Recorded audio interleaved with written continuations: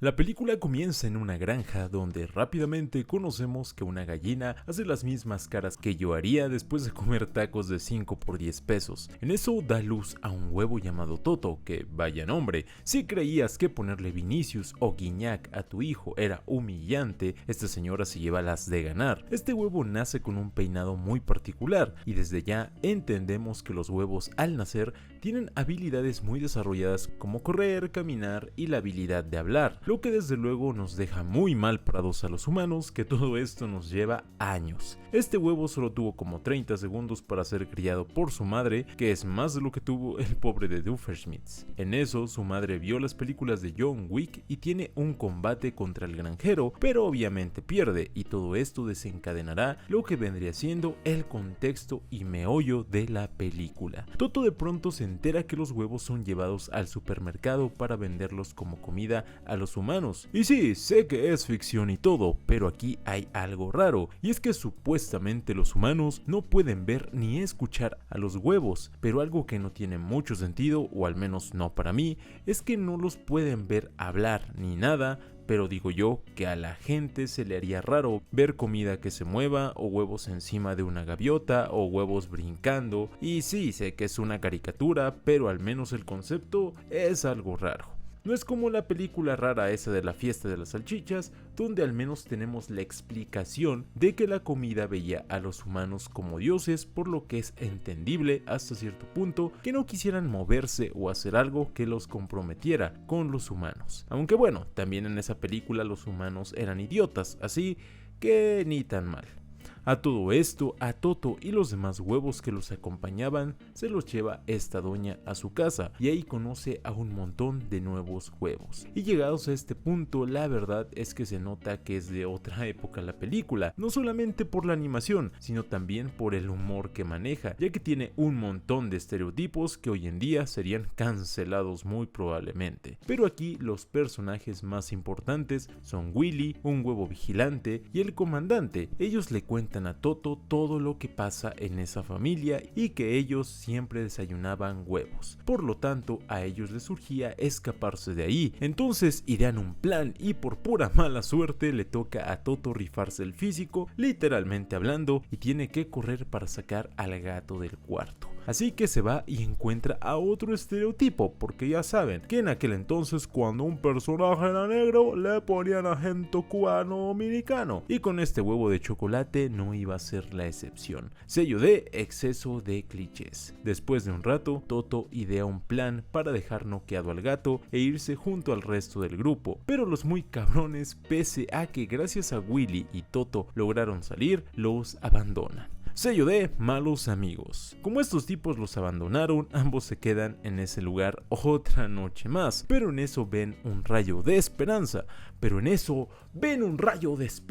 ya que Willy le echa mentiras a Toto diciéndole que sabía dónde estaban las granjas el hostia que pollón, ya que le prometió a su madre que iba a regresar. Y aquí hay algo que suena feo, pero es realista dentro del contexto de la historia, y es que si te pones a pensarlo, al final iba a ser un poco inútil que Toto regresara, ya que si bien se iba a convertir en pollo, es muy probable que se lo terminaran comiendo o vendiendo como carne, ya que eso hacen las granjas de por sí. Y sí, suena feo, pero es lo que es, tampoco nos vamos a engañar. Pero bueno, dejando de lado esto, prosigamos. Toto y Willy, después de algunas complicaciones, escapan gracias a un tocino que es un personajazo y se van de ahí, aunque después un niño con la voz de Koda de Tierra de Osos tira la lonchera donde iban los huevos, y esto les jode todo el plan. Y por cierto, Toto casi se muere aplastado, pero gracias a Willy se salva. Ahora por culpa de Koda, los tres terminan en una alcantarilla y de a poco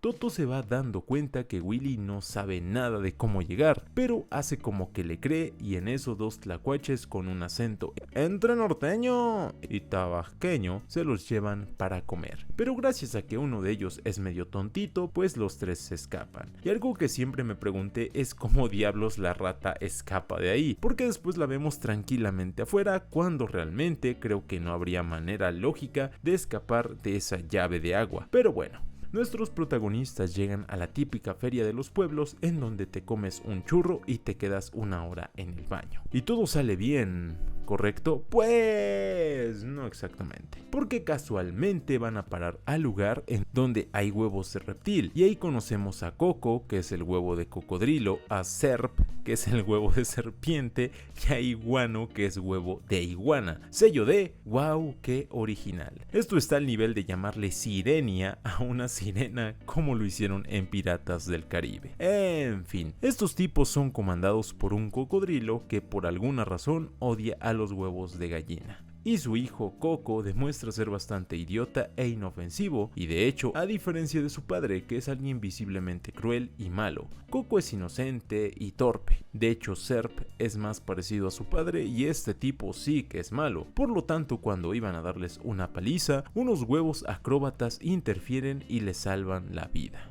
Y ellos son Manuel, Ricardo y Belinda. Y sí, ya sé que no se llaman así, pero están mejores que sus nombres reales. Aunque bueno, a la hueva sí le vamos a seguir diciendo Bibi, que es su nombre real. Resulta que estos tres sujetos son huevos acróbatas y actúan en un show y toda la cosa. Y el huevo con la voz de Sid el perezoso se enamora de Bibi. Y entonces empieza a actuar como Farid Diek con su novia. Y los huevos escapan haciendo acrobacias en un cable de teléfono. Y aquí es donde yo me pregunto, ¿cómo es que los humanos no se dan cuenta que los huevos hacen tontería y media? Porque sí, entiendo que los huevos sean solo huevos para los humanos y no les puedan ver los brazos ni los ojos, pero no jodas. ¿Cómo mierda es posible que nadie note que unos huevos se mueven por encima de un cable? Y sí, ya sé que son caricaturas, mijo, y no esté chingando, pero es que el concepto en el que se basa todo esto de la película es totalmente incongruente. Pero en fin, los huevos logran cruzar y los huevos de reptil, por más que intentan hacerlos caer, no lo consiguen. Los huevos acróbatas los llevan con unos huevos que parece que les gusta escuchar Santa Fe Clan, y entre ellos se destaca Confi, un huevo que está más perdido que yo los días lunes. Y otra vez más, todos los huevos de confeti son otro estereotipo aún mayor que el del huevo de chocolate. Supuestamente son hippies. Y a todo esto, luego de una charla con Bibi donde esta le comenta que ya no puede convertirse en una gallina, Willy se agarra los huevos literalmente y metafóricamente y decide ir a contarle toda la verdad a Toto sobre que no sabía llegar a las granjas El Pollón, y este obviamente se decepciona y lo manda al carajo, ya que le mintió con el único propósito de no quedarse solo. Pero esto es bastante justificable a mi parecer. Lo que no es justificable es gritarle al pobre de Tocino, que ya saben cómo es la lógica de las películas. Podrás ser un cabrón asesino o un dictador, pero lo peor que puedes hacer en una película es 1. Ser un infiel, 2. Hacerle daño a un perro, y 3. Gritarle al personaje más bueno de la película. Es que haces esto y el karma te lo mereces prácticamente de forma instantánea. Bibi habla con Willy y le dice que Toto tomó su decisión y ahora debe de seguir adelante sin él. Pero la calma se interrumpe cuando los huevos de reptil llegan al lugar, capturando a Bibi, Armando y Pedro, y por último a Willy.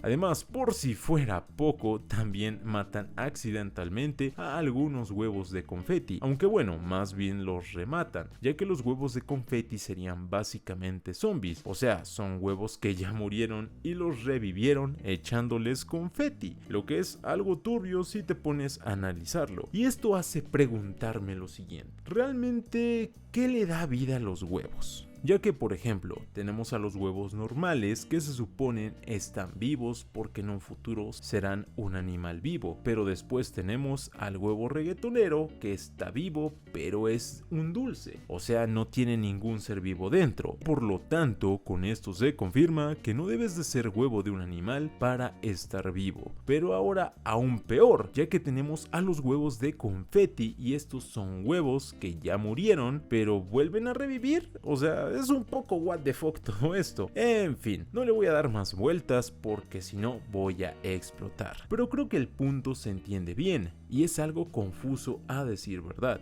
Y como digo, ya sé que son caricaturas, pero aún así es algo que siempre noté y debía de comentarlo. Siguiendo con la historia, los huevos son raptados por los de Reptil y Tocino al ver esto va corriendo con Toto rápidamente y lo encuentra. Trata de convencerlo de ayudar a Willy gracias a hazlo con mímica, pero Toto, muy dolido por todo lo que ha pasado, pues lo manda al carajo. Pero al final recuerda las veces que Willy lo salvó y decide apoyarlo. Y sello de exceso de clichés por 2, porque como ya lo han mencionado varios críticos y reviewers, eso de que un personaje se niega a ayudar y después cambia de opinión es un cliché más visto que el que México siempre tenga filtro sepia en películas gringas. Así que estos llegan a ayudar a Willy y a Vivi, casi iban a conocer en persona a Chespirito, cuando en eso Toto y Tocino llegan a impedir, pero fracasan más rápido que Pachuca en el Mundial de Clubes y por desgracia para ellos, Serp demuestra ser muy superior en cuanto a fuerza física y los detiene. Pero afortunadamente también para ellos, los huevos del principio demuestran no ser tan cabrones como pensaba y les tiran paro contra los huevos de Reptil. Y al final, con muchos imprevistos, logran salvar a Vivi y a Willy. Y Coco manda al carajo a su padre y se va junto a Iguano con los otros huevos. Y Serp es arrojado solamente para caer donde estaban las ratas de la mitad de la película. Aunque como ya adelanté anteriormente, aquí sigo sin entender cómo escapó una de ellas, de la llave donde estaba atrapada.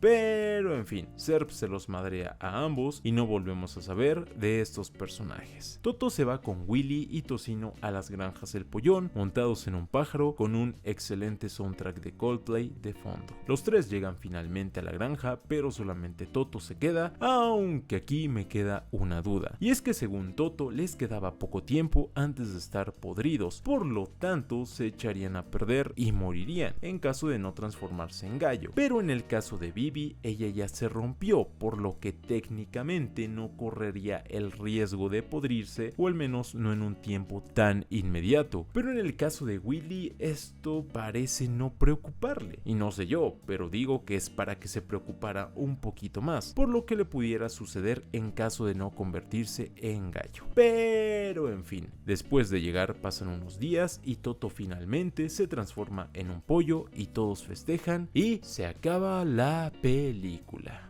Conclusiones. Es una excelente película y con un humor que, aunque tonto por momentos, sabe muy bien a quién va dirigido y el doble sentido que manejan es bastante bueno. Es una película entretenida que si fuiste niño mexicano que nació a finales de los 90 o principios de los 2000, te la pasaste muy bien cuando la pasaban por televisión. Los personajes son muy carismáticos y caen bien, pero si tuviera que elegir a los mejores diría que son Toto, que es muy buen protagonista, Tocino, que tiene muchísimo carisma sin decir nada, y Coco, que aunque inició siendo malo, realmente era alguien bueno que era obligado a hacer algo que no quería. Y los demás personajes están muy bien, aunque eso sí, al igual que en Fiesta de las Salchichas, los diseños de los humanos son horribles, pero creo que esa era la intención, y de hecho esta película tiene muchísimas similitudes con la anterior mencionada, claro, sin contar las tremendas cosas clasificación C que tiene la otra cinta.